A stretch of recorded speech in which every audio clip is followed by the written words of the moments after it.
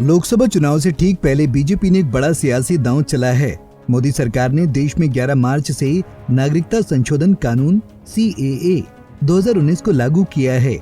सरकार की ओर से इसकी अधिसूचना विधिवत जारी की गई है।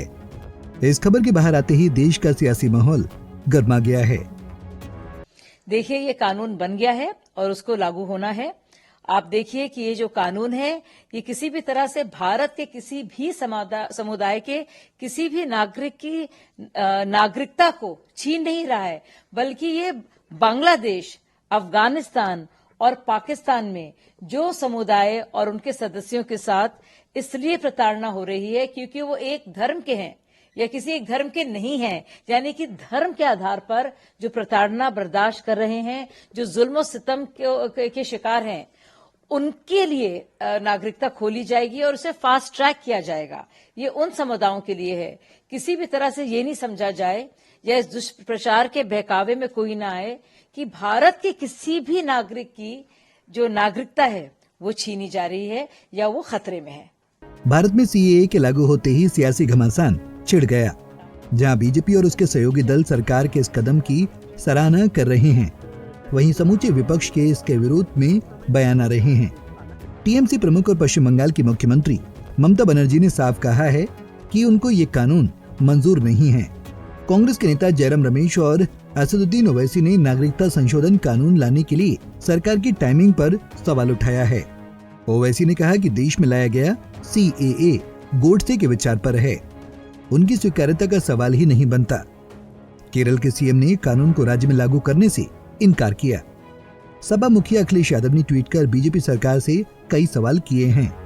अखिलेश यादव ने अपनी पोस्ट में लिखा है कि जब देश के नागरिक रोजी रोटी के लिए बाहर जाने पर मजबूर हैं, तो दूसरों के लिए नागरिकता कानून लाने से क्या होगा। जनता भटकावे की राजनीति का भाजपाई खेल समझ चुकी है। भाजपा सरकार ये बताए कि उनके 10 सालों के राज में लाखों नागरिक देश की नागरिकता छोड़कर क्यों चले गए। चाहे कुछ हो जाए, कल इलेक्टोरल बॉन्ड का हिसाब तो देना ही पड़ेगा, और फिर केयर फंड का भी।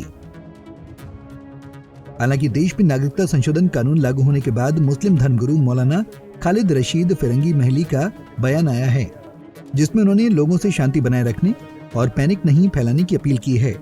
मौलाना ने कहा कि उनकी लीगल कमेटी CAA का परीक्षण करेगी और उसके बाद ही कोई फैसला लिया जाएगा। जिम्मेदारान की तरफ से बात आ रही है कि इससे किसी की सिटीजनशिप नहीं जाएगी, और तमाम लोगों से मेरी यही अपील है कि हर तरीके से अमन अमान कायम रखें, और हम लोगों की लीगल कमेटी इसको पूरा स्टडी करने के बाद ही अपनी बात कहेगी और उसके बाद ही कोई बात कही जा सकती है। इस समय इस तरह का नोटिस आना कैसे देखते हैं आप चुनाव को लेकर? नहीं, अब तो ये जाहिर सी बात है, जब नोटिफिकेशन आ गया है तो जिन लोगों ने नोटिफिकेशन जारी किया है वही इस सिलसिले में कुछ कह सकते हैं, लेकिन जो हम लोगों की बात है वो यही है कि सबसे यही अपील है कि किसी भी तरीके से पैनिक में मुब्तला ना हो, अमन अमान कायम रखें, और इंशाल्लाह अपनी कमेटी, अपनी लीगल कमेटी उसको स्टडी करेगी और फिर आगे का फर्दर कोर्स ऑफ जो भी नज़रिया होगा वो पेश किया जाएगा। सोशल मीडिया पर लोग दबा देते हैं नहीं, सोशल मीडिया पर भी तरह तरह की बातें नहीं लिखनी चाहिए, और सोशल मीडिया का भी गलत इस्तेमाल नहीं करना चाहिए, ना मीडिया का गलत इस्तेमाल करना चाहिए। लोगों को अपने मुल्क के कानून पर पूरा भरोसा होना चाहिए, और जो भी बात होगी सबके सामने रखी जाएगी, लेकिन बहरहाल सबसे यही अपील है कि हर तरीके से अमन अमान कायम रखें। बता दें कि नागरिकता संशोधन अधिनियम CAA में भारत के पड़ोसी देश अफगानिस्तान, बांग्लादेश और पाकिस्तान के उन लोगों को भारतीय नागरिकता देने का प्रावधान है जिन्हें धर्म के आधार पर परेशान किया गया हो।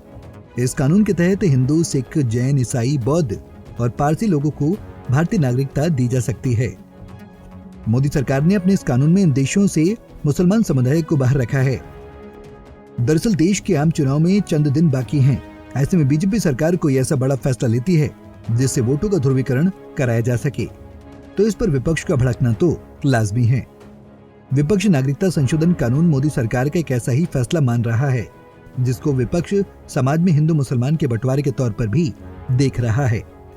बंगाल और केरल सरकार ने शायद इसी को देखते हुए राज्य में कानून को लागू नहीं करने से साफ इनकार किया है। बता दें कि वैसे भी ये कानून केंद्र सरकार ने 2019-2020 में संसद से पास कराया था, लेकिन उसे अब 5 साल बाद लोकसभा चुनाव से ठीक पहले लागू किया गया है। ऐसे में मोदी सरकार की मंशा पर विपक्ष सवाल भी उठाएगा और इसको लेकर सियासत भी गर्म होगी। Bureau report, Punjab Kesari. हमसे जुड़े रहने के लिए हमारे YouTube चैनल को सब्सक्राइब करें और नई वीडियो की नोटिफिकेशन के लिए बेल आइकॉन को दबाएं। अगर आप ये वीडियो Facebook पर देख रहे हैं तो लाइक जरूर करें और ज्यादा से ज्यादा शेयर करें। धन्यवाद।